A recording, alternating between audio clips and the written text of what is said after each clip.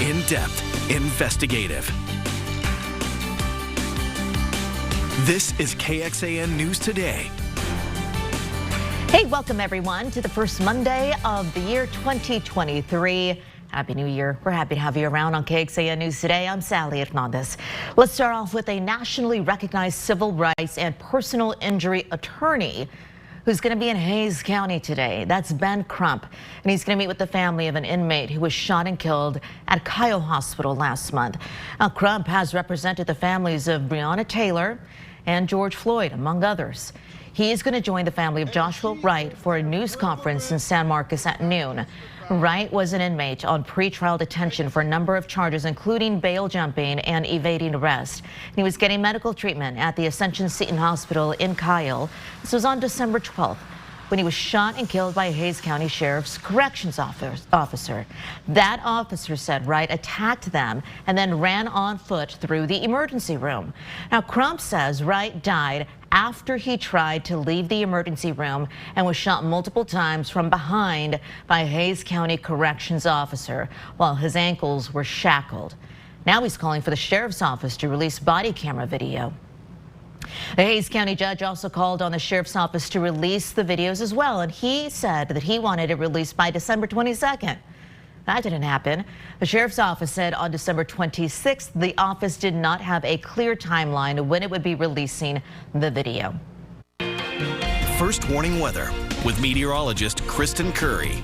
Good morning. We begin with a look at what's going on with your weather. This morning we have quite a bit of cloud cover. No rain yet, but it's likely to come here within the next few hours. We're going to keep a close eye on that. Live look outside. Palms Car Wash camera there in Northwest Austin showing a little bit of breeze with the American flag up top, but also some fog, and the fog is going to be something we'll probably be battling here for the next few hours. Right now, just slightly reduced visibility. As you'll notice, we typically see a whole bunch of 10s all over this map, but this morning it's most of us between about 5 and 8 miles out there on the road. So it's not particularly dense, but it is a noticeable low cloud deck this morning that I think a lot of us are going to be battling here as we get out the door.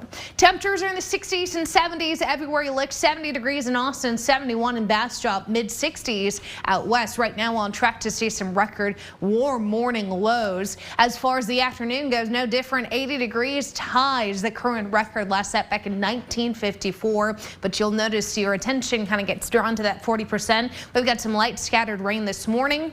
We take a break in the afternoon, get another round tonight. 2 different rounds of rain and potential thunderstorms as we get into today. And then there's another round as we get into the back half of the 7-day. This weekend could be a little stormy for some. We'll focus mostly on what's going on today, timeline that rain and the severe storm outlook for some of us expected tonight. Those details here in just a few minutes. Kristen, thank you. The suspect in the murders of 4 University of Idaho students is now awaiting extradition from Pennsylvania to Idaho, and he was arrested Friday at his home, his parents' home in Pennsylvania. And what we've learned about him from his lawyer is that he is a student, and for the first time we're learning from his parents as well as they talk to NBC's Dana Griffin, reporting now from Idaho. For the first time since their son was arrested for the murders of 4 college friends in Idaho, the parents of 28-year-old Brian Kohlberger are speaking out, writing, "First and foremost, we care deeply for the 4 families who have lost their precious children," adding, "We will love and support our son and brother. We have fully cooperated with law enforcement agencies in an attempt to seek the truth and promote his presumption of innocence." How are they feeling about all the things that they're reading about their son? They're trying to stay off of the media. What they're hearing is not the Brian they know and love. So it's really out of character. Kohlberger's initial public defender says his client, who is eager to be exonerated, was arrested Friday at his parents' home after driving cross country with his father on December 17th, a trip the attorney said was planned. The suspect was studying for a PhD in criminal justice at Washington State University, less than 10 miles from the crime scene.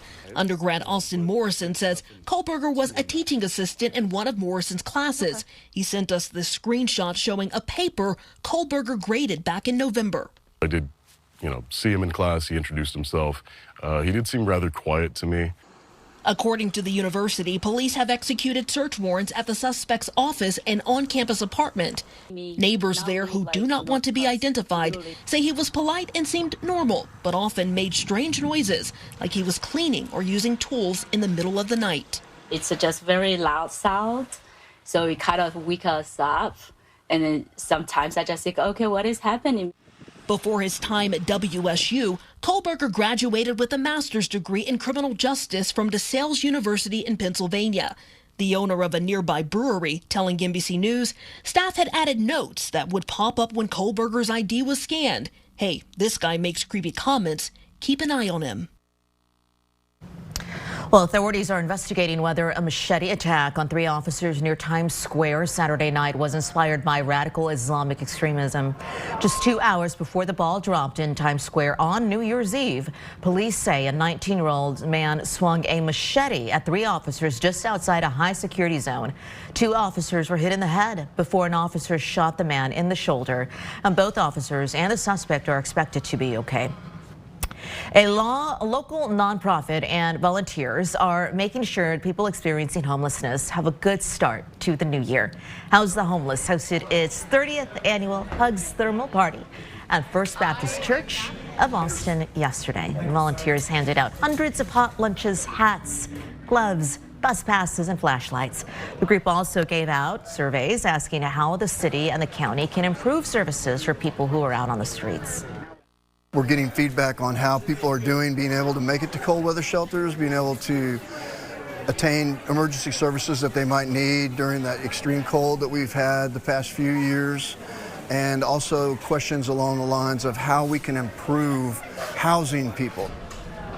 And throughout the year, House the Homeless provides education, resources, and support for unhoused members of our community. Coming up, why doctors say the emergency rooms are seeing more kids for mental health emergencies, and which app federal employees are banned from using on their work devices. Good morning to you on the first Monday of the new year, January 2nd. As we take a live look outside for you this morning, Kristen is tracking your rain chances to start off the new year in just the next few minutes. But first, a study from the American Medical Association finds more young children are going to the ER for mental health emergencies than ever before. And these are numbers that started rising before the pandemic. More than 200,000 children between the ages of 3 and 17 is seen at 38 hospitals from 2015 to 2020. The study found emergency room visits for them increased by 8% every year. 13% of patients made repeat visits within 6 months. Mental health therapist Trey Tucker says social media is playing a big role in mental health strain that the young people out there are dealing with. Those of us who work with teens know that for years now, they've been really under attack in a couple of areas. They're addicted to happiness, and reflection is totally under attack. They need deep connection. Oh, here in Texas, a state representative has proposed a bill to ban social media for teenagers younger than 18. The legislature meets again later on this month. Why the last volunteer fire station in Hays County is just now going to pay its firefighters, and the traffic changes that could affect your commute on William Cannon Drive. We're down to 1 week in the NFL and so much on the line for the Dallas Cowboys. I'll try to unravel it coming up. Good morning on the second day of January. Another live look outside from one of our cameras above some businesses. This one is over at the Palms Car Wash for you, our weather camera. And Kristen is standing by with the latest look at your rain chances coming up. But first, actor Jeremy Renner is in the hospital following a snow plowing accident yesterday in Reno, Nevada. He is in critical but stable condition, we're told. And so right now, details of the accident aren't known, but Renner is best known as Hawkeye in multiple Marvel films and has been nominated twice for an Oscar. Well, rescuers in Vietnam are still trying to reach a 10-year-old little boy who fell into a concrete pit that's 115 feet deep. Video shows the 10-year-old boy walking inside a construction area just before falling into the hole. And crews are using heavy equipment to dig around the pit and pumping oxygen to the boy through a small hose. Officials say the space is so tight that even a rope is not going to fit around the boy. Federal employees are now banned from downloading or using TikTok on government devices following a move by several governors, including the governor of Texas here, Governor Abbott, to ban the social media app on state devices. He's calling it a national security risk. With more than 1 billion users worldwide, KXAN's Ryan Chandler takes a look at the state's move to protect privacy. Texas taking aim at TikTok. Governor Greg Abbott banning the Chinese social media giant from state-issued devices. Now more than a dozen other states and Congress block their employees from the app following national security concerns from the FBI. Its parent company is controlled by the Chinese government. I think there are legitimate concerns that TikTok might be a dangerous place. And in Texas, the directive impacts not just state agencies, but public universities. UT Austin posted on these accounts to recruit students and show off plenty of Bevo. But they haven't posted at all since Governor Abbott's order. They told their employees they need to look out for cyber threats, including software that could take their data and give it to third parties. And that third party could be the Chinese Communist Party. And it gives them the potential to leverage the app in ways that I think should concern us. And Governor Abbott may go farther. OU and Auburn have already banned students from using the app on university Wi-Fi. The university could say, we don't mind if you have TikTok, but you're not going to use it on, university property, or you're not going to use it on campus computers, or you're not going to use it on the campus Wi-Fi. Other American social media companies like Facebook or Google or Twitter also harvest vast amounts of our personal data. The difference here, lawmakers worry, is where it goes. The main concern is that it's a Chinese company. For now, in Texas, the clock may be ticking on TikTok. Ryan Chandler reporting for us. All right, one Central Texas woman received a pretty special birthday gift thanks to a story she saw right here on KXAN. Her name is Cici Guerrero, and she had been looking online for information about her lost luggage, right? The luggage never made it home with her after her Southwest flight, during that whole meltdown. Well, she says after watching our coverage on KXAN.com, she noticed her luggage was in the video that we had. So she immediately headed to Austin's airport this weekend to get her bags, which were right in front of the baggage hold, right there for her on her birthday. And here is how she was able to spot her luggage. And it showed a little piece of all the luggage. It just panned over. And I was like, I just quickly saw it and I was like, that's her luggage. That's Elizabeth's luggage, because it's very colorful. So what she did, basically she paused it and then she snapped a picture out of it. And then she zoomed in, and there it was. Yeah. Wow. Yeah. That's crazy. And they call me crazy because I mark everything. And she has eagle eyes. No. Crazy. She is a smart mama. Her birthday was Saturday, and she tells us that she couldn't be happier to get her lost luggage back. Southwest operations are returning to normal. There are 6 Southwest cancellations we just checked at Austin's airport, according to FlightAware. Don't you ever call your mama crazy for doing things that she knows are going to be useful later. No kidding. And you saw it, right? The tie-dye and the emoji, the smiley face. I mean, that's how you do it. You find something that stands out, right? Good for her. That's a good eye, Mom. Let me show you what's going on with your forecast here, because we're waiting on the rain to develop. Right now, it's just mainly cloudy skies as seen from satellite. The rain is going to be very weak and light initially, but really what's fueling it is this monster storm system that we've got out over the desert Southwest. I mean, look at the rain and the snow that we have over the Four Corners. This is going to move to the east through the day today into the southern high plains, and we're going to be looking at some pretty big impacts, honestly, across most of the United States from this system.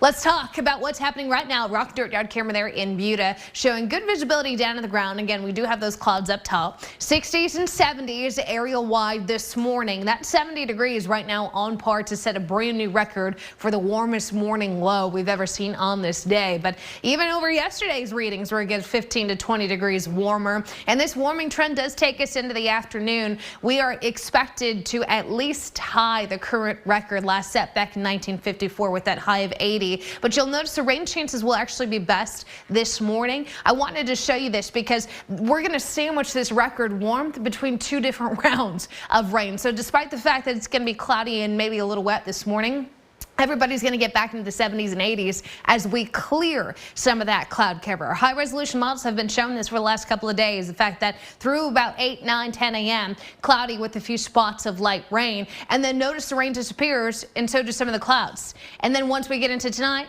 comes round 2, and this will be fueled by this cold front that's likely to spark at least a few isolated storms along and east of I-35 here. I think this model's getting a little excited with the coverage, but we'll keep that at about 20 to 30% overnight clearing by the time we wake up tomorrow. That being said, we are going to be looking at just enough lift and instability to see maybe 1 or 2 of those storms turn strong to severe. It's a low risk, 1 out of 5 in dark green. Most of the severe weather risk will be east of our area, but it's something we'll be tracking as we get into the later part of today.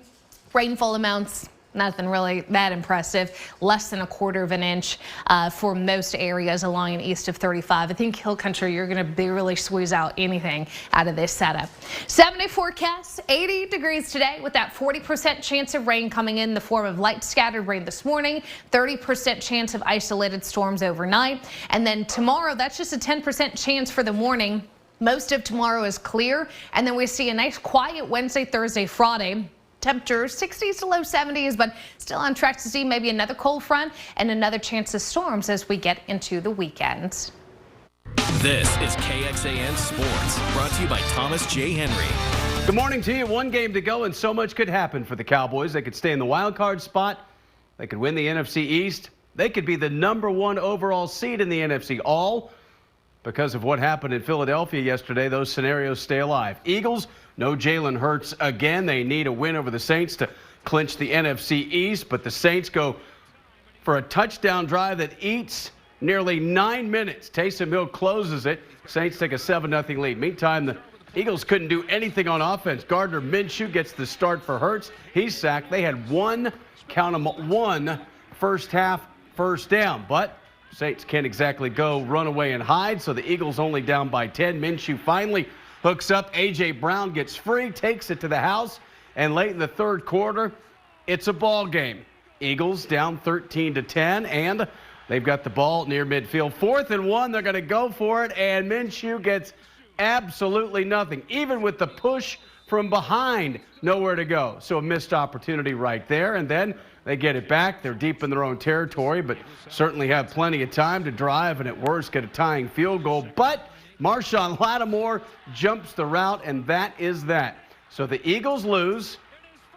Cowboys now a game out of first. They hold the tiebreaker. So if the Cowboys win their finale against the Washington Commanders and the Eagles lose to the Giants, the Cowboys win the NFC East. And if the 49ers lose and all that happens, the Cowboys are the #1 overall seed in the NFC. Back to you. Thank you, Roger. So if there is a fire, you want a quick and you want a full response. The only remaining volunteer fire station in Hays County has recently been averaging just 2 to 3 firefighters per day. And that's why, as KXAN's Sarah Shea reports, it's now getting paid.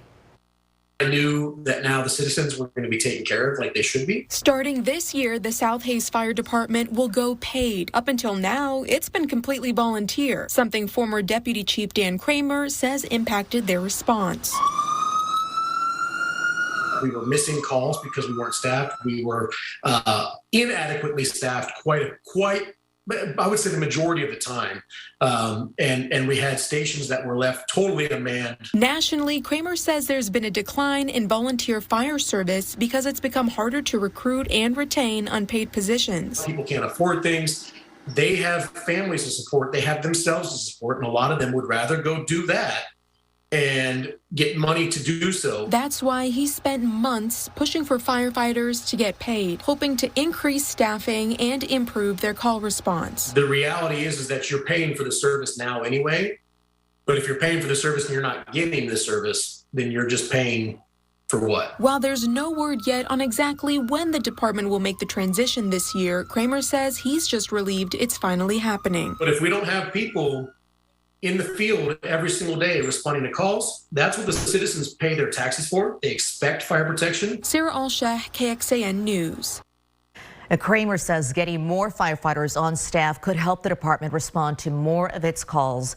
Back in August, about 40% of the calls overlapped, which meant other departments had to pick it up and respond because South Hays was already on a call. Thanks for joining KXAN News today. You can also listen to KXAN News Nightly every weekday after 5:30 p.m. for in-depth coverage on what matters most to you.